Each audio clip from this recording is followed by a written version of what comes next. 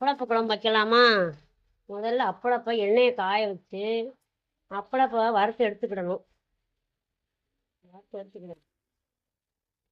இந்த அப்பளப்ப வறுத்து எடுத்தாச்சு. அப்பளப்ப எடுத்துட்டு அந்த எண்ணெயிலேயே தாளிதம் போடணும்.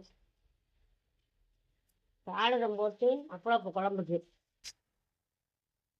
கடுகுளுந்தம்பருப்பு, இது வத்தல், கருவேப்பிலை போட்டாச்சு. அப்புறம் வெங்காயத்தை துவக்கணும்.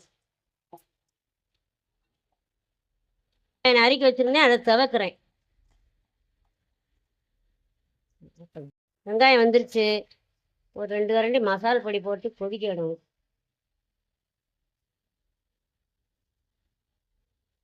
குழம்புக்கு தகுந்தான மசாலா பொடி போட்டுக்கிடணும். ஒரு 2 கரண்டி.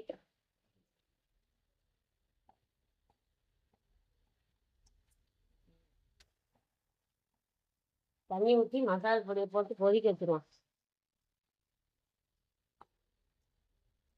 நல்லா மசாலா பொடி கொதிக்கட்டும்.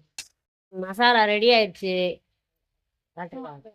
மசாலா கொதிச்சிருச்சு. அதுக்கப்புறம் தேங்காயும் வெங்காயமும் அரைச்சது கொஞ்சம் போடணும்.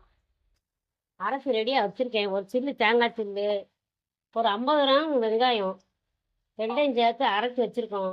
மசாலா கொதிச்ச உடனே இதையும் போட்டு கொதிக்க வைக்கணும். இது நல்லா கொதிக்கணும். தேங்காய் அரைச்சதெல்லாம் ஊற்றியாச்சு. நல்லா கொதிக்கணும். இந்த அளவுக்கு கொழகொழப்பு இருக்கணும். அப்படின்னா தான் இன்னும் கொஞ்சம் இஞ்சணும்.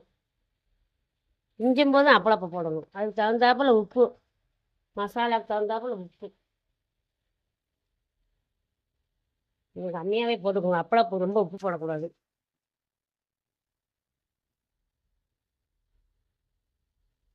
சார் கொதிக்கட்டும்.